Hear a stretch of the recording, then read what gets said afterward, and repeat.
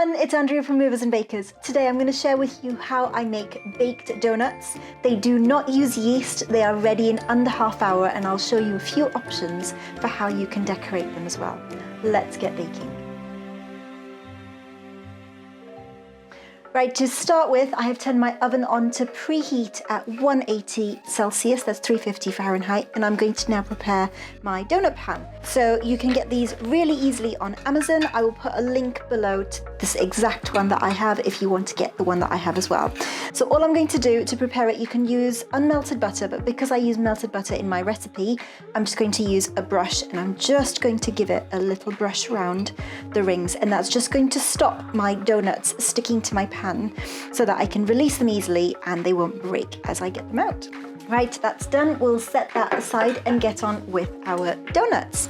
So in my mixing bowl, I am going to sift in my dry ingredients. So I've got here 150 grams of plain or all-purpose flour.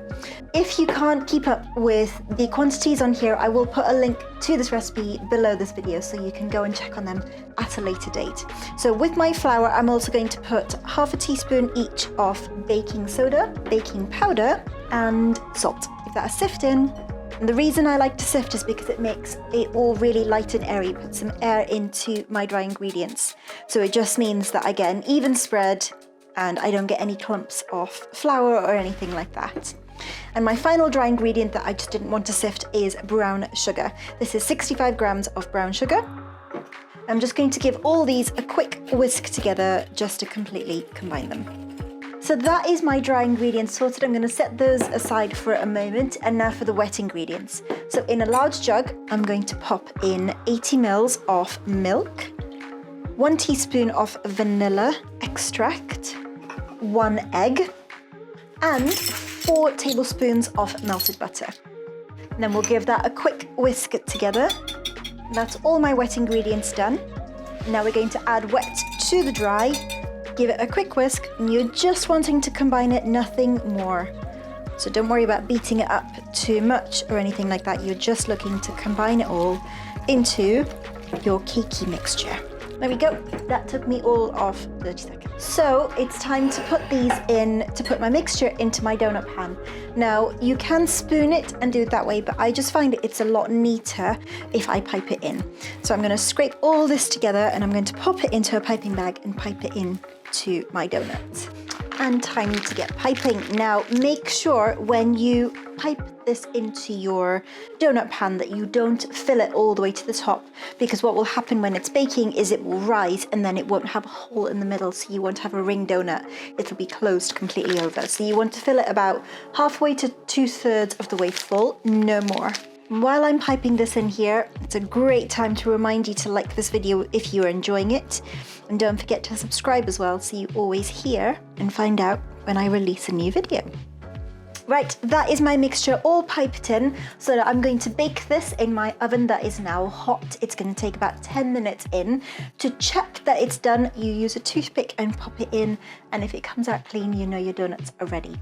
When you get them out of the oven, you need to leave them to cool in the tin for a minute or two before you release them. Otherwise, your donuts are going to break and you're not going to have lovely ring donuts. You're going to have broken pieces of cakey donut. So leave them in for a couple of minutes, release them very gently all the way around with a knife, and they will come out really, really easily.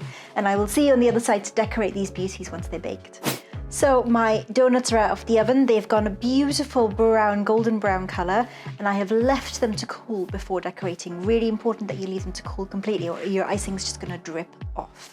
So now that my donuts are cool, it's time to decorate. So I'm gonna show you 3 different ways of decorating. The first is really, really simple.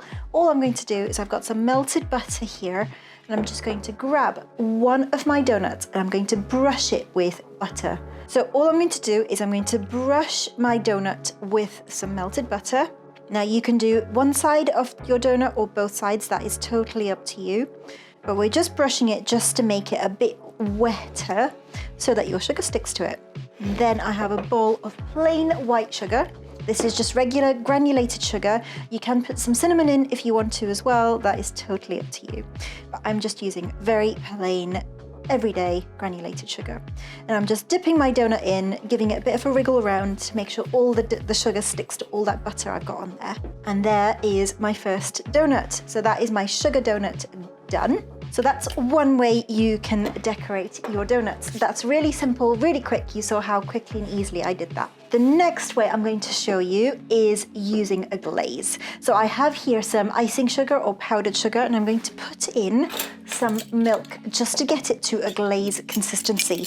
If you've never worked with icing sugar to make a glaze before, you use very little amount of liquid to turn icing sugar into a paste. So start one teaspoon at a time and just see how you go.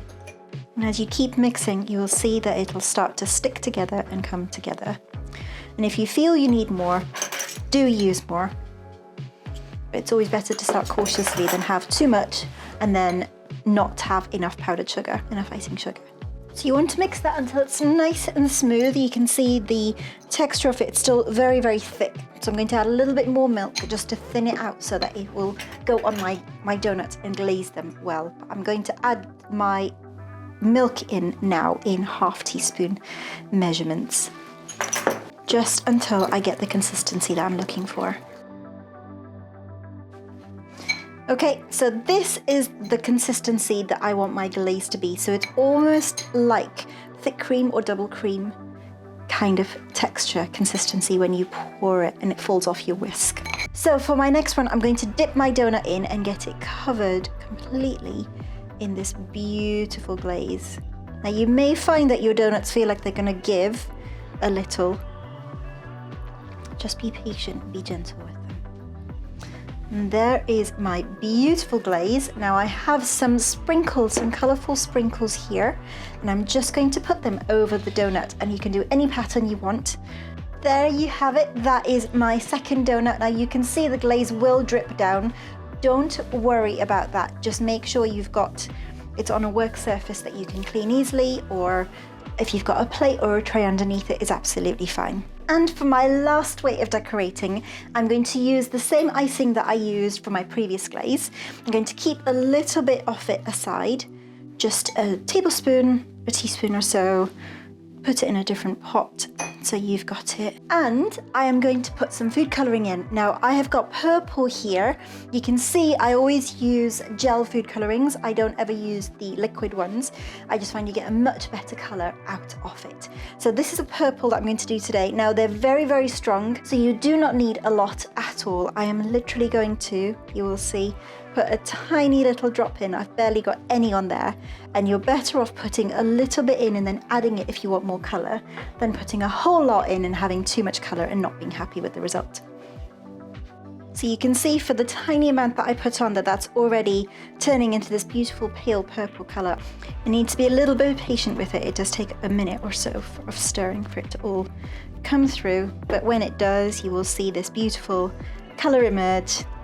And that is the perfect color of purple that I was looking for.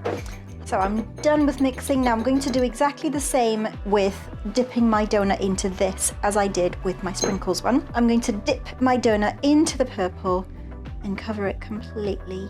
And then just give it a moment, just let it drip off.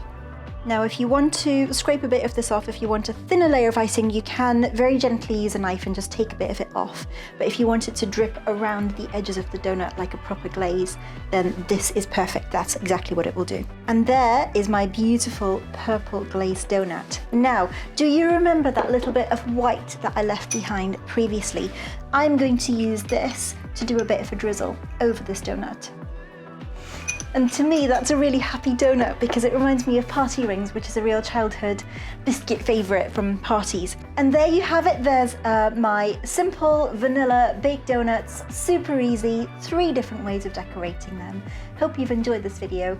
Don't forget to like it if you have. Do let me know if you make them and do share with me your creations. Thanks for joining me today. I shall see you next time. Happy baking.